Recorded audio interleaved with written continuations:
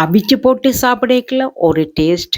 அவிக்காமல் இதை நாங்கள் பொரிச்சு போட்டு சாப்பிடக்கல வெளியால மொறுமொறுப்பா இருக்கும். உள்ளுக்குள்ள தேங்காய், பயறு, வெல்லம் எல்லாம் சேர்ந்து இந்த மோதகம் அந்த மாதிரி சூப்பரா தான் இருக்கும். Hi friends, welcome to my channel. நீங்கள் எப்படி நல்ல சுகமா இருக்கிறீங்களா? நான் நல்ல சுகமா இருக்கிறேன். இன்றைக்கு என்னோட சேனல்ல வீட்டில் இருக்கிற பொருட்களை வச்சு எல்லாரும் விரும்பி சாப்பிட்ற ஒரு பொரிச்ச மோதகம் ஒன்று தான் செய்ய போறோம். இந்த மோதகத்தை 5-6 நாளைக்கு வச்சு நாங்கள் சாப்பிடக்கூடியதா இருக்கு. எப்படி செய்யறதுன்றதை ஸ்டெப் பை ஸ்டெப்பா செய்வோம். வாங்க வீடியோக்குள்ள. 5 டேபிள் ஸ்பூன் வறுத்து குத்தின பயரை வடிவா கழுவி போட்டு ஒரு 5 டேபிள் ஸ்பூன் தண்ணி விட்டு அது வடிவா இருக்கா அவிய வைப்பேன். இதான் நாங்கள் அவிச்செடுத்த பயர். தண்ணி எல்லாம் அப்படியே வத்துற அளவுக்கு நாங்கள் அவிச்செடுக்க வேணும். பயரில் ஈரத்தன்மையெல்லாம் இல்லாமல் போன பிறகு 100 கிராம் வெல்லத்தை வடிவா குத்தி போட்டு இந்த பயருக்குள்ள போட்டு வடிவா இருக்க கிளறுவோம். இதை நாங்கள் அடுப்பில் வச்சு தான் கிளறோம். அவிச்ச பயரோட தூளாக்கின வெல்லத்தையும் சேர்த்து இந்த கப்பால் 1 கப் திருவின ஃப்ரெஷ் தேங்காய் பூ போட்டு அதையும் சேர்த்து வடிவா இருக்க கிளறுவோம். இதை நாங்கள் லோ ஃப்ளேமில் வச்சு தான் செய்கிறோம். அப்போங்கிட்ட ஹீட்டிலேயே வெல்லமெல்லாம் உருகி தேங்காய் பூ பயறு எல்லாம் வடிவாக செய்கிறது மாதிரி வந்த அப்புறம் இப்போ நாங்கள் ஒரு 1/2 டீஸ்பூன் ஏலக்காய் பவுடர் போட்டு அதையும் சேர்த்து வடிவாக கிளறுவோம். இப்போங்கிட்ட மோதகத்துக்குரிய உள்ளுடன் ரெடி. இந்த கப்பால் 1 கப் வறுத்த அரிசி மாவு எடுத்து அது ஒருக்கா வடிவாக அரிச்செடுத்து போட்டு 2 டேபிள் ஸ்பூன் அவிச்ச கோதுமை சேர்த்து வடிவாக அதையும் மிக்ஸ் பண்ணுவான்.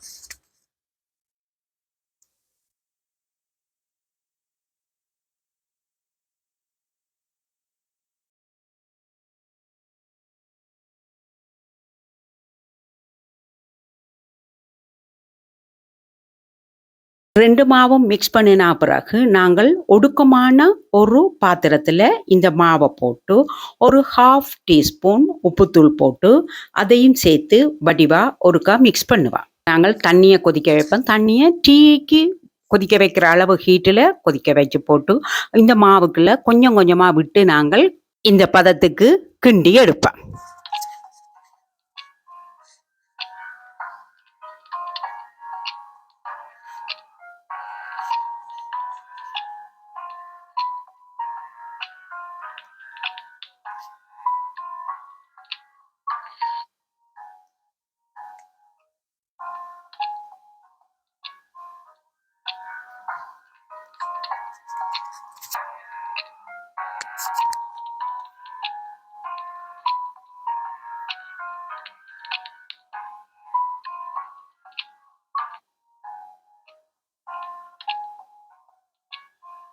ஒரு புட்டு மாவுண்ட பதத்துக்கு கிண்டி வந்த உடனே அதை நாங்கள் ஒரு ட்ரேக்கு போட்டு வடிவா அடிச்சு குழைச்சு எடுப்போம்.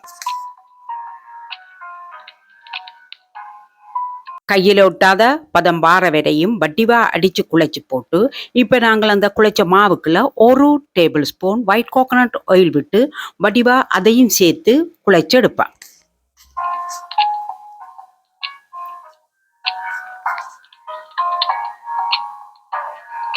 இதுதான் நாங்கள் குழைச்செடுத்த அந்த மாத்திரலை.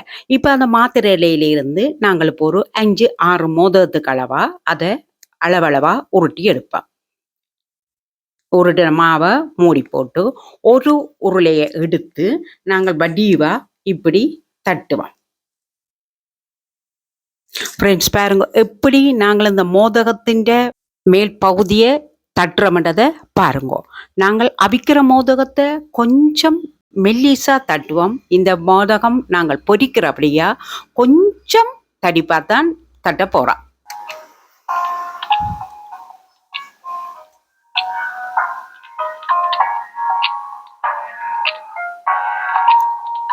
இப்படி நாங்கள் ஒரு கிண்ண ஷேப்புக்கு தட்டி போட்டு இப்ப நாங்கள் அதுக்குள்ள எங்கட உள்ளுடனே வைக்க போறோம். பாருங்க ஃப்ரெண்ட்ஸ், உள்ளுடனே வச்சு எப்படி இந்த மோதகத்தை நாங்கள் செய்யறோம்ண்டு பாருங்க ஃப்ரெண்ட்ஸ். நடுவுக்குள்ள உள்ளுடன் இருக்க அப்படியே அருகு எல்லாத்தையும் நாங்கள் ஒரே குவியத்துக்கு கொண்டு வந்துட்டு அப்படியே மேலால தட்டி அதின் மேலே இருக்கிற இந்த மாவை நாங்கள் எடுக்க வேணும். என்னென்னு சொன்னா நாங்கள் இந்த மோதகம் பொரிக்க போறோம். அவிக்கிறேன்னு சொன்னால் எங்களுக்கு பிரச்சனை இல்லை, இது மேல் பகுதி இருந்தாலும் பிரச்சனை இல்லை. ஆனால் நாங்கள் எண்ணெயில் போட்டு பொரிக்கிறபடியால் நிறைய எண்ணெயும் குடிக்கும், அதே நேரம் அது சாப்பிடவும் எங்களுக்கு ஒரு டேஸ்ட் இல்லாமல் இருக்கு. அதே நேரம் எங்கட உள்ளுடன் வெளியால வராத மாதிரியும் எங்கட மாவிட கவர் இருக்க வேணும். இப்படியே நாங்கள் எல்லா மோதகத்தையும் மேலுக்கு வெடிப்பு வராமலும் அதே நேரம் மோதகம் அழகாகவும் இருக்கிற மாதிரி செய்வேன்.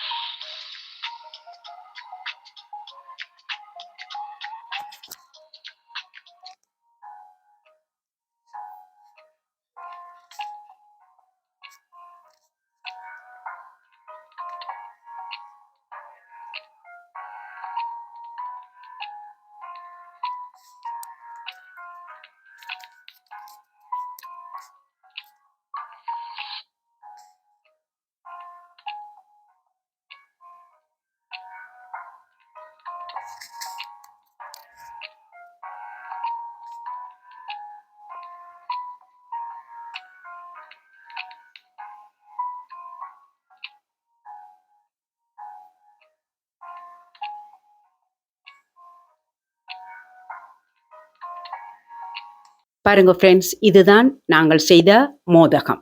இனி நாங்கள் இந்த மோதகத்தை எண்ணெயில் வச்சு பொரிக்க போகிறோம். இப்போ ஒரு சட்டியில் எண்ணெய் விடுவோம். எண்ணெய் கொதித்த உடனேயே நாங்கள் ஒவ்வொரு மோதகத்தையும் போட்டு அப்படியே பொரித்து எடுப்போம். எங்களோட மோதகத்துக்கு மேலே எண்ணெய் நிற்கிறது மாதிரி நாங்கள் எண்ணெய் கொஞ்சம் கூடத்தான் விட வேணும்.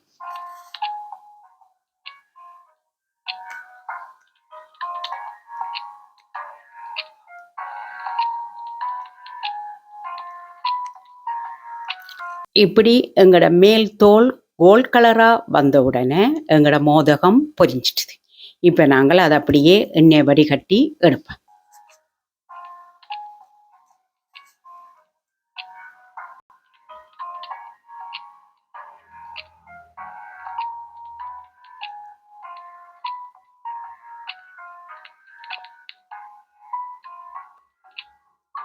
இந்த பொரிச்ச மோதகம் அநேகமாக கோயில்களில் தான் செய்கிறது. வெளியே முறுமுறுப்பாகவும் உள்ள தேங்காய் பயறு வெல்லம் சுவையாத்தான் இருக்கும். இந்த சாப்பிட்டு பார்த்தாக்களுக்கு தான் அதோட டேஸ்ட் தெரியும்.